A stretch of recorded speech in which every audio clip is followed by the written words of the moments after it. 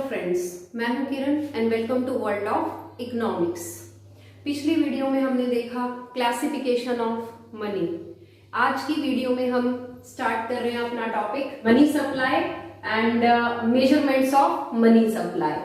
What is money supply? Money supply क्या है? It refers to total stock of money held by public of a country at a particular point of time. ये total stock of money है, total volume of money held by a public of a country at a particular point of time. एक point of time पर country के अंदर जो हमारी public है, जितने भी हमारे पीपल्स हैं, उनके पास जो मनी सप्लाई है, उनके पास जो पैसा है, एक पॉइंट ऑफ टाइम पर कंट्री में पब्लिक के पास जो भी मनी है, जो भी पैसा उनके पास है, वो है हमारी मनी सप्लाई।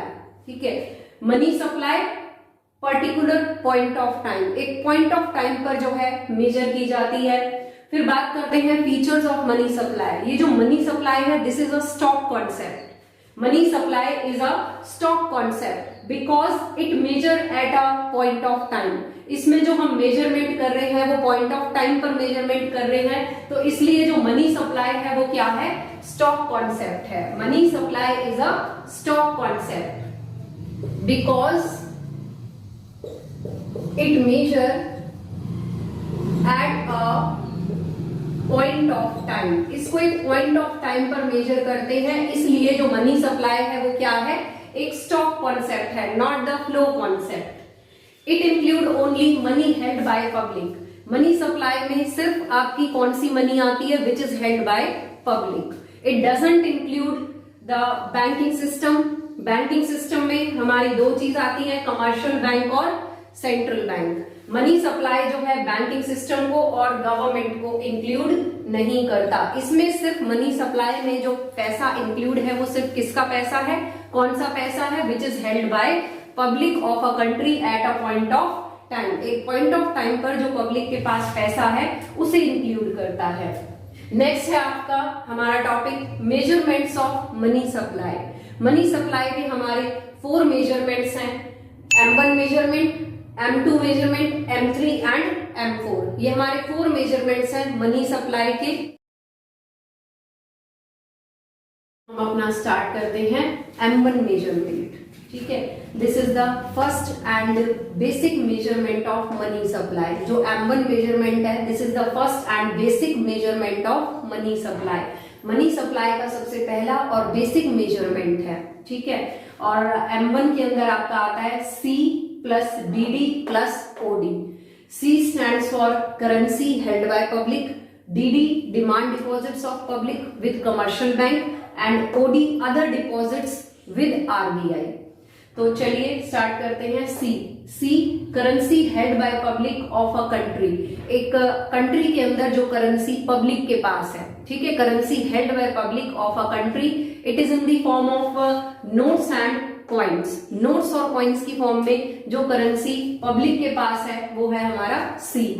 दूसरा है आपका DD net demand deposits. Remember that net demand deposits of public with commercial banks. Commercial banks के पास जो हमारा पैसा है, जो हमने कमर्शियल बैंक्स में पैसा डिपॉजिट किया है, it is in the form of current account deposits and saving account deposits. यहाँ पर हमारी फिक्स डिपॉजिट वाला FDs वाला पैसा नहीं है, इसमें सिर्फ 2 इंक्लूड है हमारे, current account deposits and saving account deposits. Saving account जो हम हाउस होल्ड्स के अकाउंट्स होते हैं, जो हमारे बैंक के अंदर है, जिसमें हम पैसा डिपॉजिट करते हैं, और सेविंग अकाउंट्स होते हैं जो बिजनेसमैन के हैं। जो बिजनेसमैन अपने अकाउंट्स खोलता है वो करंट अकाउंट डिपॉजिट्स होते हैं। तो current account deposit plus saving account deposit is equal to net demand deposits. तो यहाँ पर जो हमारे डिमांड डिपॉजिट्स हैं वो है net demand deposits of public with commercial bank. ठीक है, and this is in the form of checkable deposit, जिनको हम चेक इश्यू करके पैसे को विड्रॉ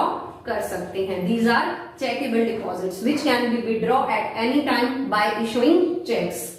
नेक्स्ट है आपका other deposits. Other deposits with RBI। Other deposits with RBI include, इसमें हमारी 3 चीजें इंक्लूड हैं।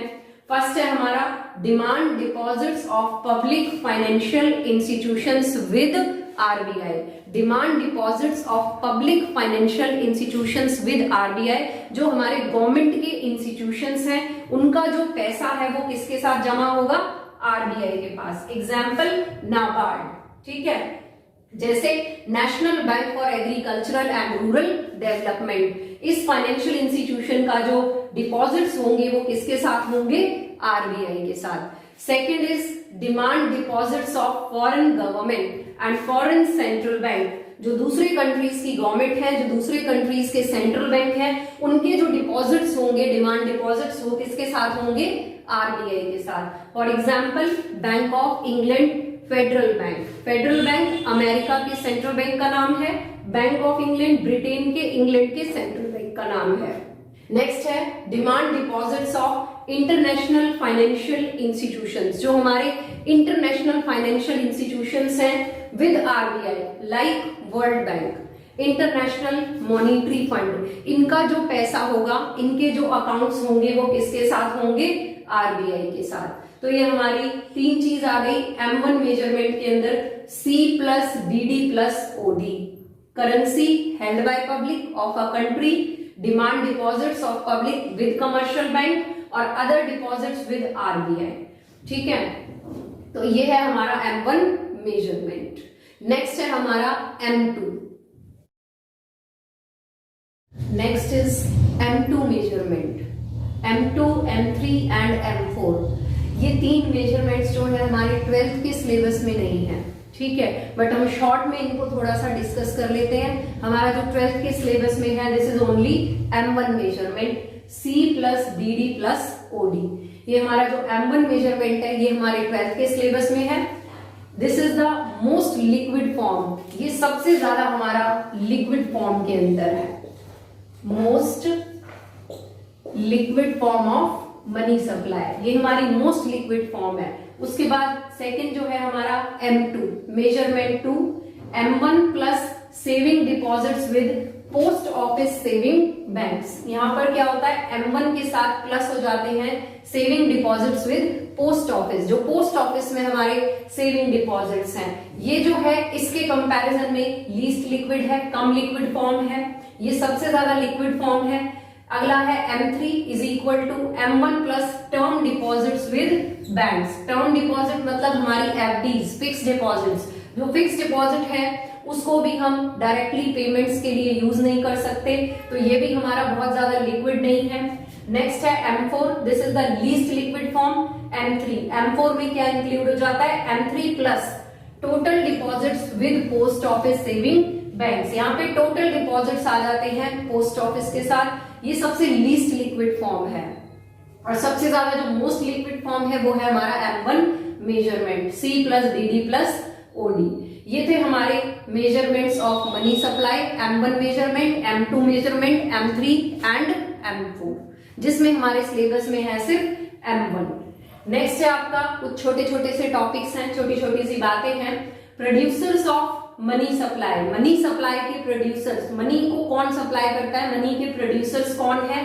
तो central bank, commercial banks and government. ठीक है, सेंट्रल बैंक, कमर्शियल बैंक और government, these are the suppliers of money या producers of money.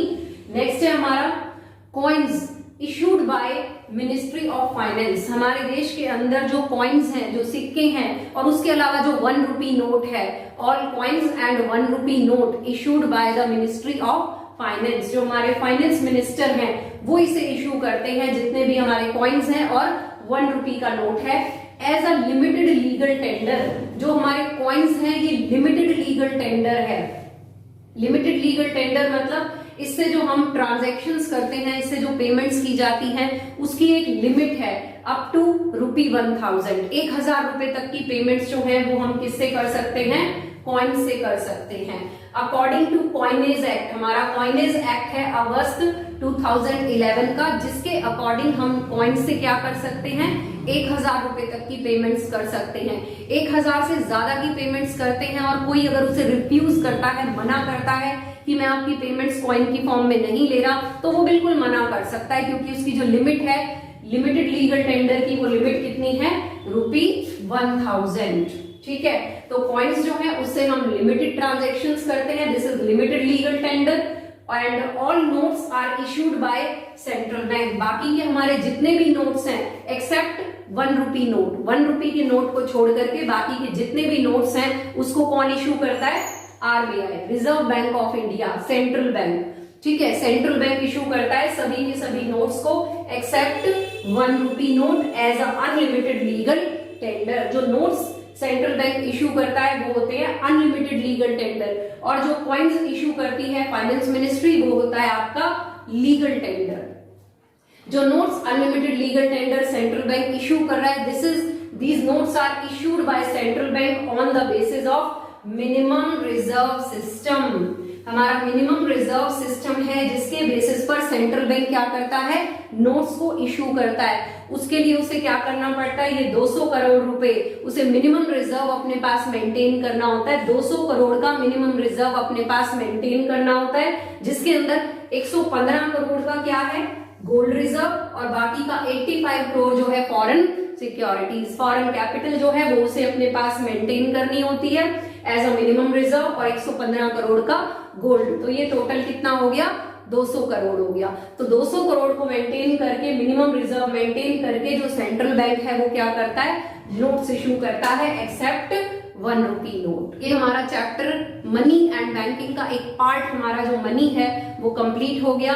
Next video के अंदर हम देखेंगे अपना टॉपिक बैंकिंग। तो बच्चों आप घर में रहिए, सेफ रहिए, मेरी वीडियोस को देखते रहिए, लाइक करिए, शेयर कीजिए और सब्सक्राइब कीजिए, ताकि मैं मोटिवेट हूं और आपके लिए इसी तरह नई नई वीडियोस जो है बना करके लाती रहूं।